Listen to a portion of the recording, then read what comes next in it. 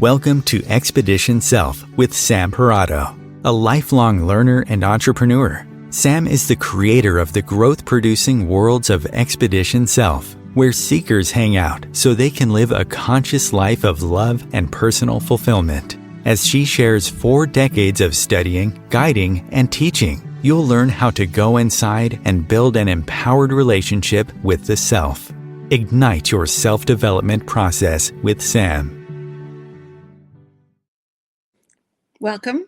I'm so glad you're here. I'm Sam Parado, and I am going to be your host this evening, hopefully for lots of really cool growth stuff. And also because tonight is my last live show for a while, and so it's kind of special in that context. Actually, I even have some candles because I also happen to be doing it on the full moon. And I thought, well, that would be a wonderful way to bring the moon and intuition, all those wonderful things in for all of us as we're here together. All right. Gosh, I want to just start this evening out with talking about something that I offered all along in my show. And I think I want to make sure that you reconsider it before I'm done. And that's because it's this free text that you get every day to remind you of growth. And there are no strings, there's no hooks. You're not going to find out you're supposed to pay for it later. There's no extra stuff that you're going to be signed up for. It really was it was part of my mission, right, to get growth out to people. So I'm going to put another plug in here. And I even got the phone number. Oh, I forgot to do that reverse thing. Hold on. I think I know how to do this. Oh, yes, I do. Mirror camera. Did I do it? There we go. So, all right, now I'm going to put it so you can see it. So you want to dial the phone, put in your text 866-269-8545 and write the word join. And basically you will get a growth text every day. Like I wrote all of these to help you stay connected. So anyway, that is really my biggest thing. I would hope that you will take away from all of the conversations that we've been in, all the exploration that we've done. So tonight, and I don't remember the name, but I think it's Relationship Aikido, Mastering the Art of Self-Aware Interactions. And so we are going to be just talking about relationship nonstop tonight. And so I like to often start with a bit of an experiential activity just to get you in, like a meditation, just to get you into the space. So with that, how about we all take some deep breaths? Feel all that wonderful life-giving air come through your nose and down the back of your throat. And as it passes over all of that, allow the muscles, every muscle it touches, to relax, making more and more room to take your breath in. As it makes its way into your lungs, notice all those individual vertebrae in your back that are enjoying the fullness as your rib cage expands and you make more and more room. You feel the fullness of life. You notice the breath supporting your heart, and your belly grows soft with each in-breath. And then as you release the breath, let those stresses and the tension of the day go with it, giving it all back to the universe to carry for just a few moments. And when you feel like you've relaxed, you want to ask yourself this question. In the relationships that matter most to me, would I like to feel more emotional intimacy with that person? And what moments with this person might I like to recreate or make into something different? And as I think about my times with this person, let me reflect on the hurts or the disappointment or any moment that feels incomplete or not done. As you allow those thoughts and feelings to settle in with you, ask yourself one final question. What gets in the way of making it different for you? And as you find that answer, make sure there's a ready hug of self-appreciation waiting for you. Make sure you validate and acknowledge your journey and what it's taken of you to walk or run within it. And ask yourself the question again, what gets in the way of making it different? And finally, now that you have this small piece of inner tidbit of knowing, say thank you to your whole self for appearing to you and to help you in tonight's work. And then allow the breaths to carry you back to the room you're sitting in, the scents and the places that feel so familiar, and back to my voice and here in the present. I just want to take a moment, since we're talking about relationship tonight. That is a relationship that you just created. When you go inside and request that some aspect of you show up and respond, and that you invite that part, you're building inner relationship, because inside of you there's all these aspects of who you are as a human being. You're just made up of so many pieces, so much complexity. So when you take even just the 2 minutes we did just now, you're building on that relationship with yourself. You're opening the door so that the unconscious self might actually communicate more with you, because it realizes you're welcoming of it, you're interested in it, you want it to show up. All right. Well, so you know how we often do the top 10 fundamentals, and I think there's a slide for that. I'm not sure. And it has the 15 all over it. Maybe not. All right. Well, so, yep, there it is. Was that it? Nope, it's the next one. The next one after that. There we go. Oh, it's not that one either. Okay. All right. We're just going to go with what I've got here. So there it is. All right. So we're doing the top 15 fundamentals tonight, and our focus, all right, we're good to go, is to get in another's world.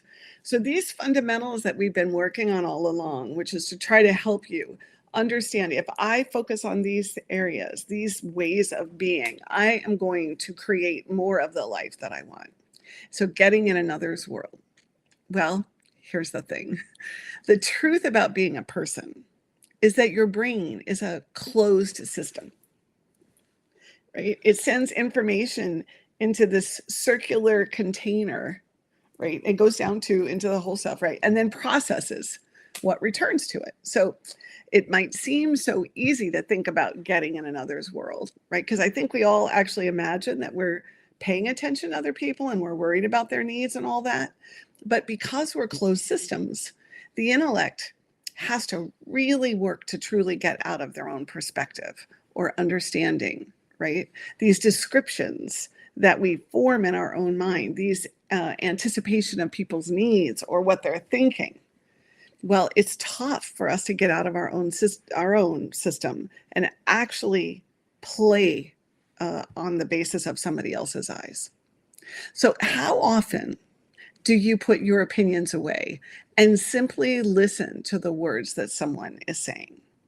And then ask questions for clarification rather than assuming you know what they mean or what they need. Or here's another question. How often do you truly listen to the words being spoken to you in the hopes of seeing what's different than the way you already understand it? Because I think most of us listen for, where can we relate? Where can we connect? Where is it the same? So there's an element of trickery that's at work here, because we so want to be related to each other so much, right? We want to feel one with the people in our lives. But what it causes us to do is to place our stuff on their stuff, right? And we can look very loving and very compassionate and very insightful, right? But oftentimes we don't realize that we actually took our stuff and placed it on their stuff. So underneath it all, at a soul self level, we know we are one. And we want that profound connection, but instead we try to make it happen through like the very limited nature of the intellect, right? Trying to use words to define things. And yes, I think the intellect is limited when it's by itself, when it doesn't have the sensory material in it. Excuse me.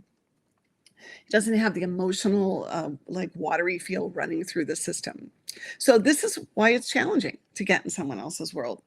Because while we want to be connected, everything about our construction works to reinforce our own understanding of ourselves rather than being able to leave that behind and try on the other person's experience in all of its grandness and its fullness. So what can you do?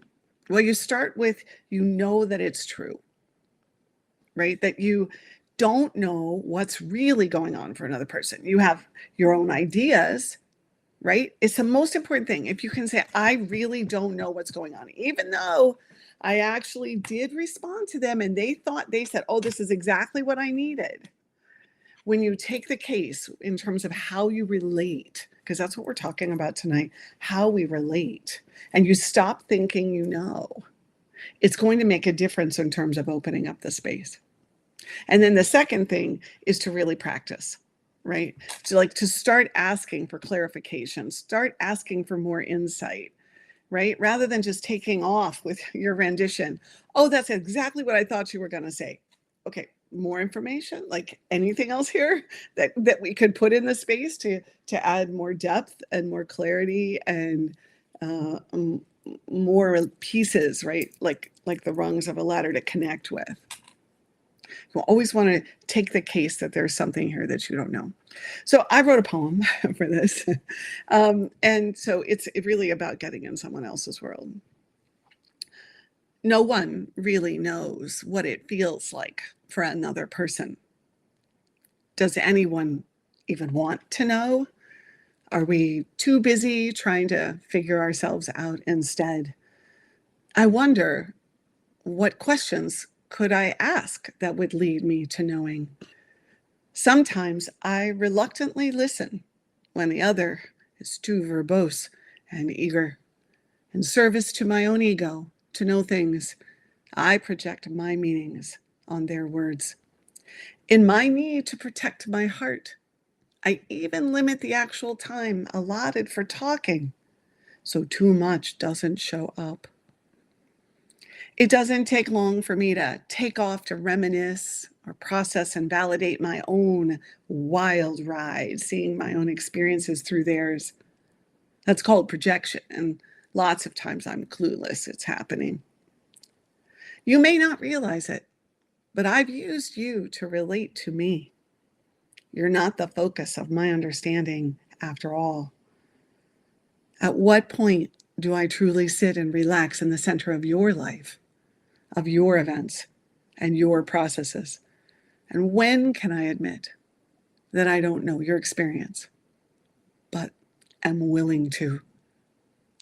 I'm sad to say the timing for this will likely occur after, and only after, I have done this for myself.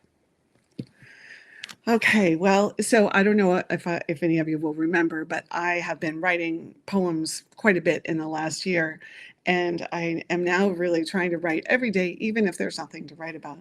And so I thought, well, what a great way to do work around getting in someone else's world. I want to pause just in this moment.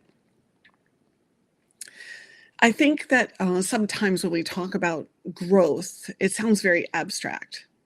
But in truth, the idea is that if we talk about relationships and how to do relationships, it gives you the opportunity to get really honest with yourself and think about the places where you want something, where you feel the need for something, where you've gotten in a long-term space and it is the same. And I hope as we go through this conversation tonight, particularly, that you'll just keep letting it open until you find that relationship that is in fact ready for you to bring something else to it or something more to it. And of course, none of this means your relationships are bad or not great. It's just all about the idea that there is just this infinite, amazing capacity to create connection. So that's what we're talking about. All right. Also, I'm going to give this phone number out in case anybody would like to call in this evening. It's 202-570-7057. Okay, so the next thing I want to talk about is the core work. And I think that visual came up at one point. So our core work is where we talk about communication, ownership, relationship, and emotions, because again, this is like, these are the pillars of life. And so this week, really, the whole hour is core work, right? Because we're talking about all that it takes to do a relationship. But I do want to take a moment to call out something that I've noticed about the building of intimacy and relationship. Can you guess what it is? Of course you can't. I haven't given you any hints yet. But, like, what do you think the single biggest undermining element is within an intimate relationship? Well, here it is. So I think it's withholding and keeping things separate or inside. It's not talking about something because you don't think it will be received well, right? It's the secret keeping. It's also the not saying something because you think you have to protect the other person from your feelings or thoughts. See, anything that's kept on the inside of you and not shared with the other person is part of the reason you're going to experience distance in the inside of a relationship, right? Even if you're not that aware of it. Now, I know this seems like the opposite of what I was saying about getting in someone else's world, right? In that example, I'm saying you can't know what it's like to be them. But on this side, I'm saying they can't know you if you don't share it with them. And the more you keep inside, the more of a gap there will be between the two of you. And this goal of emotional intimacy, is to get as close as possible. Gaps are space, and we want to close space. Now, I do want to make sure I'm not just talking about relationships with significant others. I'm talking about relationships with our children, relationships with our friends, relationships with our coworkers, right? Like, relationships deserve intimacy. They deserve closeness. So if you can get really committed to share what's inside, then some of the other challenges that come with this are actually workable, because that closeness allows you to see more pathways when you run into differences. See, if you can really get committed to share what's inside, you're going to find a way then to say things that are hard to say. You'll form new agreements with a person, this person, your persons, your peoples, right? So that both of you want to learn more from each other. And you'll realize that some of what you think needs to be reframed or processed in a different light. Like, hey, this is how I saw this. And the other person goes, oh, I don't think that's what was really happening there, right? This is where your unconscious self gets a lot of great additional information. And you'll find out that you haven't sized things up accurately. And you'll probably even feel things you didn't plan for. Ding, ding, ding. There's some opportunity for growth, right? The things we don't plan for, the things we don't expect. That's the stuff that has us open up in a new way. But all of this is worth the heart, because the big win is this emotional closeness, this being relatedness, this capacity to collaborate in life that results from it. So, to summarize, you get in someone else's world by not thinking you know, and then you share your world by offering up what you do know, while being willing to understand it from a different light and learn from it. So that's the thing about growth. That's really it. It's a constant, no matter what age you are. It's a willingness to keep dropping into, I don't know. What's here? What can I see? Getting out of being concluded about I already did this. I already learned this. Now I'm not going back there. Well, you know what? That takes all the fun out of life. And what happens in relationship is that it can get boring because it's so predictable, which doesn't even make sense, because we human beings are so complexly unpredictable, right? And so that's what we want to learn how to bring into the relationship, so that it keeps that zest and that zeal and that zing happening, right? And because relationships are what make everybody happy. Relationships are what make everyone happy. I have not met any person on the planet yet that doesn't flourish and expand inside of a relationship where they feel seen and connected and understood. All right. Okay, so here's where we're at. We are at this relationship Aikido, mastering the art of self-aware interactions. So I want to tell you how I got this title. I also want you to know I don't know anything about Aikido, but it'll explain it because I want to tell you a little bit more about it. So I have this friend, Chase, who is very future fluent, a term he coined, which I think is brilliant. And he said, Sam, you have got to try this really cool AI tool called Claude. Okay. So when Chase suggests I try things, I usually try them. And so I did. And, at the same time, I'm thinking AI, and I'm not turning over my content. This is original stuff. I want it to feel authentic and genuine.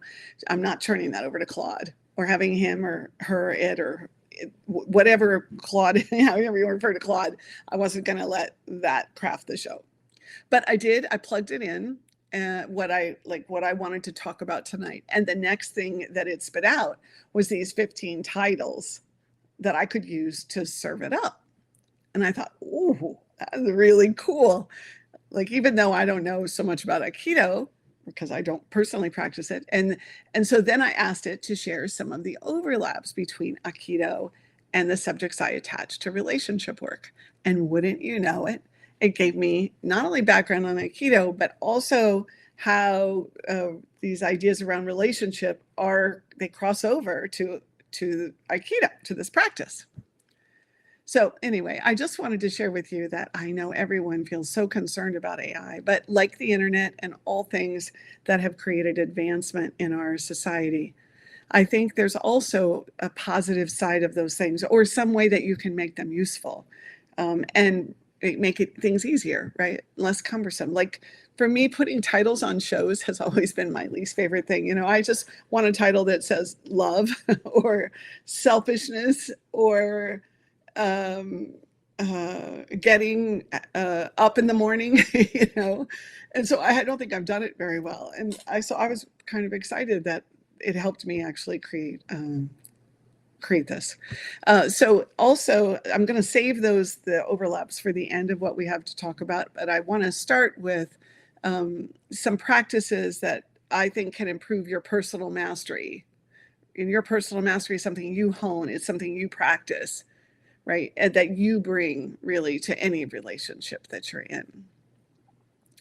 Okay, so it's 8:26 on my clock over here. I am going to go to break because I'd like to dive into this and then not have the break in between. So on that note, when we come back, we will really talk about some of these practices that help you create those relationships you really want. Times TV. In a world filled with constant noise and distractions, where finding meaning feels like an endless search. Introducing Daily Dispatch, your daily pathway to inner growth and self-discovery. Each day, receive a personalized self-growth prompt. Crafted by a seasoned growth expert with over 40 years of teaching personal mastery. Join thousands of professionals who have found clarity and purpose with Daily Dispatch. Start your free trial today and unlock a more meaningful life, one day at a time. Daily Dispatch. Discover your inner world. Live more consciously in every moment. Get your free trial at www.expeditionself.com/daily-dispatch. Imagine becoming a super influencer. Reinvent yourself, invest in your brand, and then manifest your success with a robust spheric approach. Om Times Media and Broadcasting offers a unique and multifaceted way to become the spiritual and conscious influencer you deserve to be by putting your message across our powerful platform with its proven record of integrity and excellence. Through our produced shows, Om Times offers the opportunity to become a social media TV personality, a radio show host, an Om Times magazine columnist, and a syndicated podcaster, all in one shot. By live streaming your show on Om Times TV and broadcasting it across the extensive Om Times radio and TV networks, you become more than a host. You become an ambassador and a force for positive change. Om Times. Open yourself to the possibilities. If I could be you, and you could be me for just 1 hour. If we could find a way to get inside each other's minds. Walk a mile in my shoes. Walk a mile in my shoes. Well, before you abuse, criticize, and accuse. Walk a mile in my shoes. I love that last commercial. It's one of my favorites. So welcome back. I'm Sam Parado, and we are deep in this idea of relationship and how to do it, and how to be self-aware as you go through it. So I have something I want to make sure I get to. So I'm hoping that I have timed this properly as we go through this. So in a super clear way, I want to say that you've got to be willing to source your own inner issues. And if you don't, you'll find yourself being insensitive to others. And how many of you have been either the giver or receiver of insensitivity because the thing that was being shared you thought was unimportant or crazy or overdone, right? So whatever you can't get in touch with and find a relationship to that is not wrong making, you're going to in some way be insensitive to someone else, because all of the things that happen in your life are a reflection of some inner material that you already carry with you. So if you agree with it, it's your material, right? We're glad about that. Oh, we connect like this. But if you think it's illogical, or you think then you're less likely to think it's your material, right? If you do everything to avoid that subject, you think, oh, that has nothing to do with me. No, that's also your material. So if you want to create more intimacy and closeness in your relationships, well, it starts by doing that for yourself, getting closer to you. And you can get some help with that, like by noticing all the moments that are filled with stuff when you blew someone else off, when you judged what they had to say or thought it was silly or dismissed it, right? You have to look at your own inner stuff that's resulting from interactions with others. When you don't embrace what's being said, that's like somebody just served you up lesson number 27, right? Because if you're going to bring more of you to other people, then that has to be found inside of you. Like the self-awareness thing, we just can't emphasize it enough. Okay, this next one, number 2, it's largely driven by unconscious. So underneath your behavior and your manners and your social etiquette-ish, I made that word up, person, like under there, you have a way that you relate to life. And that means you have a way you relate to the people in your life. What's here, what's there, right? I notice a lot of times that we humans will approach relationships like thinking that the other person is wrong and one's right? Usually you're the one who's right. Or they end up in this role of enemy or like the bad guy. And sometimes it's actually just a basic come from, like how you go out in the world. That's a pattern for you, like how you think of life. Maybe you can't trust people because you think they're going to put you in a bad situation or operate in a way that like feels negative. But it also happens in smaller interactions, like how one of your people acts at a party, or how this person handles taking you out to dinner when you're newly dating, or how your child reacted at an event and what you thought of that. And of course, we're talking not about big enemy, it can be little enemy, right? So being your enemy or in an enemy space, you assume that they're going to hurt you or do you wrong. And so it creates this culture or an environment that is kind of hostile or oppositional. And I think it's worth looking for this. Even if you're responding to what I'm saying as, oh, that's not me, I don't do that. I don't know, I find lots of singular moments where all of a sudden somebody lands on the other side of the river and they're not in a good space in my head.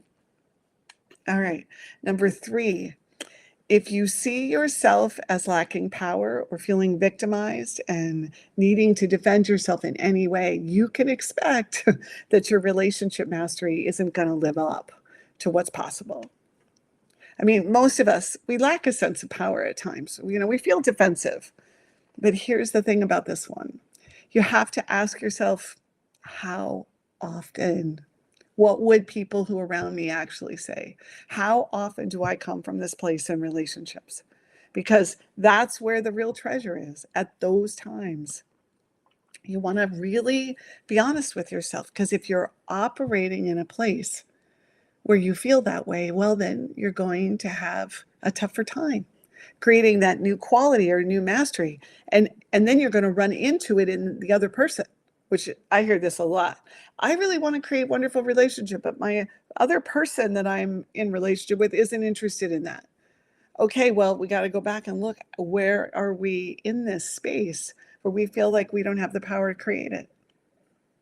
You might say, well, what do I do about this if it's going on? Well, that's the whole point of growth work, right? For any of us, we have to go into the totality of our lives and debunk the places where we bought into this idea that we're not safe and we have to defend ourselves. And also those places where something happened, or at least, how we perceived what happened. And we walked away concluding that we had no power at that time. See, relationships that really build on themselves, they do so because both people, all people, refuse to see the other one as the bad guy or the enemy or the victimizer. And they see themselves as having their own power, whether they employ it or not. Employ it well, I guess we'd have to say. All right, number four is self-responsibility for emotion.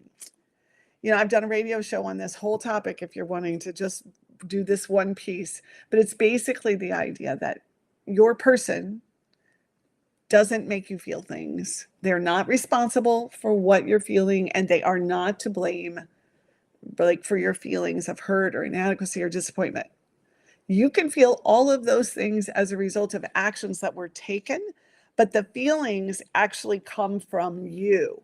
This is so huge. I dare say our entire society doesn't quite get this yet, I think. And I can tell you my own work, I have moments where I forget it.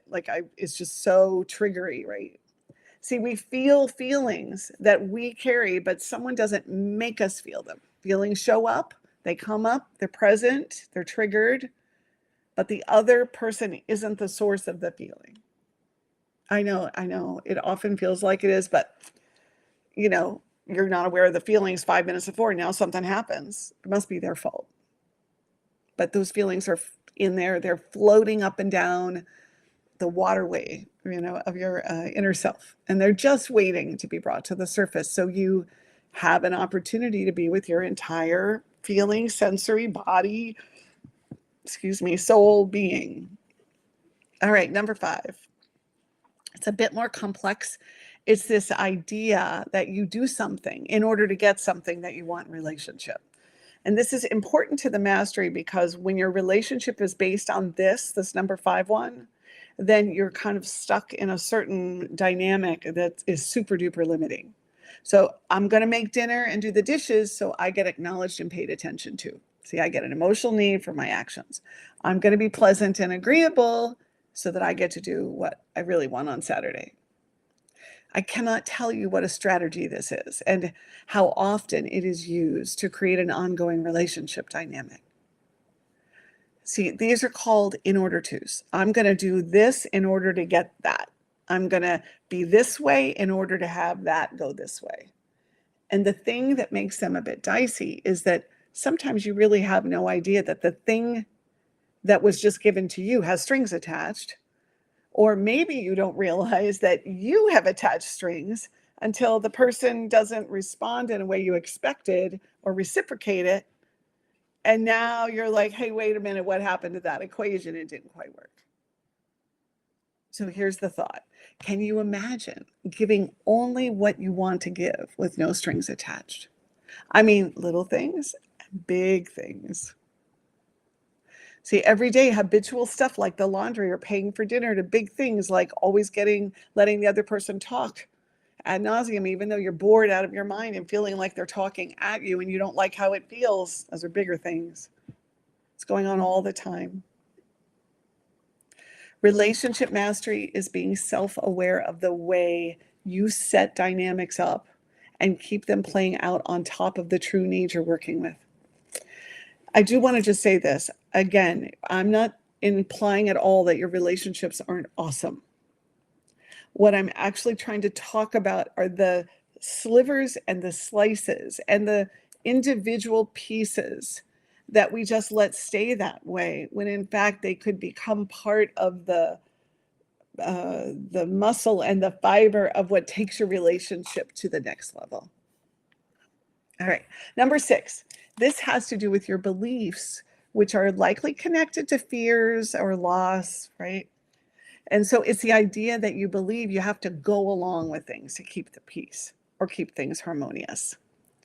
See, relationships are supposed to be bumpy and full of practice, and they require you and the person or people you're relating with to bring this richness of you to everything. So if you've bought into some idea along the way that you're supposed to be even and predictable, dependable and constant, loving and kind and understanding, well, I think you get the idea. So this doesn't bring your mastery out into the open. It renders it less usable. It's up to you to go inside yourself, to get aware about where you've bought into the idea that you're supposed to make it easy on others simply so it's easy. It's different if you have an intention to work with what's really disruptive or challenging and even out, right? Then you're doing some work about it. That's not what I'm talking about when you just do easy, because that's what keeps your relationship where it is. All right, and the last one, number 7, has to do with this overarching wraparound sense that you bring to any relationship. And that's always this idea of checking in with yourself about what you're seeking and wanting to bring this growth along with it, right? You can want what you want and you can believe that it's good for you, but the added key is to be able to see why it's good and why it works for the relationship and those in it. I often see how people are concerned about this until their emotions are triggered or they're frustrated with someone, and then out the window it goes. They stop wanting to see the growth for themselves and the other person, and they instead want to be right because they got wounded or upset, and that becomes all that matters. So this last piece that I just spoke about is like your stand, right? The stand that you want to bring that calls you to be more. Okay, now, I hope that was really helpful, and I want to just talk about this Aikido part. So it's a martial art that was developed in the 20th century, and I cannot say the person's, I think it's by Morihei Ueshiba. Anyway, the name Aikido is translated to the way of harmonious spirit, or the way of unifying life energy. And so I'm just going to go over a little bit about the idea of Aikido. So in Aikido, they use circular motions to redirect force. And when you think about relationships, we want to use the cyclical nature of self-reflection and growth in relationships, right? So that actually you don't have to use force. It's a more collaborative exchange. Okay, the other one is that in Aikido, maintaining one's physical and mental center is really important. Where in a relationship, the idea is that when you stay grounded in your truth and self-aware, right? That's like being in your center. All right. Isn't this cool? So in Aikido, being fully present and aware in each moment, oh boy, that is an awesome thing, right? And in terms of what I've been talking about is you're being present and self-aware for the emotional intelligence and the sensory information and the patterns created in your relationships. Okay, there's a couple more. In Aikido, you guide an attacker's force away from you. And of course, in relationship, what we're trying to do is transform like negative, unconscious, unproductive interactions into opportunities for growth. Is this cool? All right. And then let's see. In Aikido, we blend with an opponent's energy rather than conflict with it. And then in our relationship work, we try to find harmony between our own self-awareness and our own needs and the relationship. I think I have two more here. In Aikido, we focus and direct one's internal energy. We direct it, right? And then in relationship work, we channel emotional energy proactively, both down inside of ourselves and then through our conversations and our relatedness. Now, this last one is kind of interesting because I'll share it with you. So in Aikido, we protect oneself without harming the attacker. Okay, that makes some sense, right? So in relationship work, it says maintaining boundaries and self-respect in relationships without aggression. So the thing about this boundary word, I have never had an easy time with it, but I think it's basically this idea that we're caring for ourselves and we're taking care of ourselves, but we're not being aggressive in response to doing that. So I think that goes with this idea of not being defensive. All right, well, I hope you enjoyed our talking about relationship. And in closure to the meditation we started with, and then all of that conversation, you know, to me, the most important thing you can do in a relationship is start saying what you see about yourself.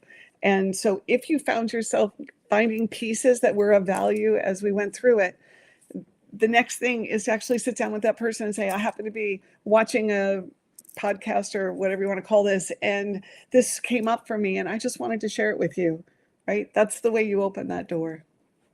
All right, we're going to do something. I think we have time. So I have been talking about our virtual community for a while, and I had Armenta, and she has her husband, Umberto, right? And Armenta wants to have a conversation with Umberto, okay, about feeling overwhelmed, trying to take care of her children and not feeling like she has any freedom. She is running a business out of her home. She's taking care of the kids while Umberto runs their food truck business. And now these are virtual characters. They're not real people, okay? He's out at 6 a.m. He runs to the construction sites before they get moving. And then at break time, right? And then downtown at lunchtime. So he handles all of these before break time, right? He's busy, right? Then he handles the after school crowd and special events. And they have 3 trucks and 2 people are working for them. And she feels bad about this, right? She's wanting more freedom to do things during the day. And she'd like to go to an art class and maybe get a massage once a week.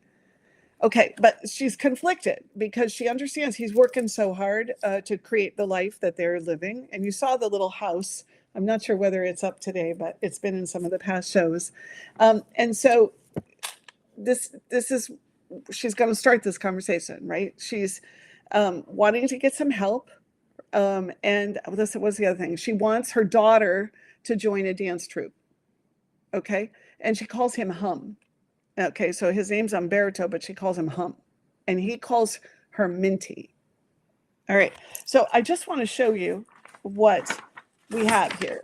And actually, even though this is Minty and Umberto here, this is a terrific worksheet that if you want to sit down and plot out a conversation, you can actually use it, right? And what's super cool is, you know, thanks to Mandy, our resident amazing artist, she actually created all these really cool, look at Umberto's face. Where is this? There we go. Look at his face right here. He's like, what? Are you kidding? Right? So anyway, I'm going to walk you through this conversation. Hum, what do you think about me hiring some help during the day? You know, so like I could have some free time to do other things, and I could even help our daughter, you know, participate in the dance troupe because I could get her there. And you know, Umberto says, "Well, what made you start thinking about this? Like we're busy." And of course, Minty at this moment, right? She's like wanting to crawl into a hole because it feels like she's asking for something that's taking away from what they're doing. Well, I am just feeling a bit lonely at, you know, sometimes, and I feel like I've lost some parts of myself. I'd like to have real daytime. Like I need a life outside of being a mom and an entrepreneur and a wife. You know, and our daughter's wanting to get out of the house more too. So Umberto, he says, Well, I'm working during the day too. Right? It feels like all of our energy has to go for the family and kids right now. And your little growing business too. What happens next? What happens next? Where do they have to drop in? What do they have to drop into to be able to actually care about the relationship? Okay. And again, anybody can call in if you'd like to help. I would love to hear it if you want to write hello at Expedition Self. I am going to actually give you some thoughts since I don't really, have another show to kind of talk about it. So in the context of all this relationship stuff that I'm talking about, the thing that is actually the most important is the one that has to do with circling around as the last one, circling around the idea that a relationship is about growth. So it's important when they go into this conversation for Minty and Hum that they recognize that there's a growth moment in front of them that they're providing. So it isn't like Minty is doing something to Umberto, like putting pressure on him, or Umberto is being stubborn, right? That's not where we want to be. We want to be in like, there's a growth opportunity here and I'm having an experience. And Umberto might actually be having a similar experience. He may be working too much. He may need something else. So we have to drop into these moments, not as like, what's the issue? What's the topic? But actually, how do we find a place that we're already connected, where we already have an agreement, where we already are aligned? All right. So that's part one. Part two that I want to say about this is that most people, when they get into these moments, they start talking about the tangible, practical. I can't do that. Who am I going to get? I've got to get over there. How am I going to handle taking care of the children if you're not here? Like they start problem solving. That is not where we usually want to go next. Where we want to go is we want to talk first about, can I get in your world? Can I see why you want it? Right now you can see where we went back to that. Like, can Umberto understand why Minty is feeling what she is? And then of course, Minty would be saying, I understand why you don't know how to respond to this because you're already working so hard. And now they have this opportunity to drop into a conversation about, what are they doing together? Where is survival running their lives? And is it too much? How do they support each other more and create space? Right? Like the minute we don't get into that, I don't know how we're going to do that. And we get instead into, I can understand why you want that. Right? We're in each other's worlds. We're not being insensitive. We're not doing it in order to. We're actually dropping into what we've got together. That's when all the possibility, that's when that personal mastery really, really pays off, because you can create together in a way that you might not if you didn't have it. Okay, I hope that you found that helpful. I really am going to encourage you to go to our website and download this and utilize it for yourself, because I think it's a great practice. I also want to say, if you have children, this is a great way to map out conversation. I used to do it not such a pretty amazing illustration, but I used to do it with my son, where we would map out, well, let's look at what's happening there and what can you be aware of and what feelings are you having, and then what would you say to that person, right? And so that was a lot of the friendship stuff that went on. Okay, I want to light our candles here. So, okay, I have 5 or 6 minutes to being done here. So I'm going to light this candle tonight, all right? So this one is for spirit, and this one is for creativity. There we go. Let's hope I don't set my desk on fire. There we go. See, there they are. All right. Now I'm going to put them down because I'll hold them up when we're done. I want to just say thank you to Chris and the whole Om Times team, and how much they have supported my growth in the last 3.5 years since February of 2021. This has been such an amazing help to me, so much expansion, and they were so gracious and kind and compassionate. And so as I sign off, I do want to say that you all made it possible. You made it workable. You helped me in so many ways to move along my own path in life. So I want to say thank you. And also to my team, I want to say thank you so much, Mandy. So many wonderful creative things you created, and Stephanie and all my friends. Okay, hold on. Who have been at my back throughout all of this. And then, I want to say for those of you who have listened or have taken the time to think about any of the growth work, this is my personal mission in life. I live it 24/7. I believe in it all. And I have, done my own, I live what I teach, and I work and I grow. And so I want to say thank you for taking time out of your lives, because boy, we're living in a time where there's no time. Um, and let's see if there was one more thing that I wanted to make sure I said. Oh, I'm going to put another plug in for getting those texts, because I know it helps to just get extra, like a daily reminder that I am somebody. I can be self-aware. My whole self matters. I, can bring something more to every moment that I have. And then the last thing is that you can go to our website and sign up just to get our regular emails. And that also gets you access to all the podcasts that we've gotten to do here on Om Times. And the last thing I would say is, if anyone would like to write me, hello@expeditionself.com. Look at this. I wrote this on the back of this file folder. hello@expeditionself.com. All right. So on that note, I'm just going to put our candles and celebrate our full moon tonight. I just read or heard that we have an extra moon that got pulled into our gravity, our gravity, and is circling the moon. So it's going to be up there. It's too small to see, but we have an asteroid that's not going to hit us. So I don't know. It just feels like such a wild time that we know what's actually happening in the heavens, right?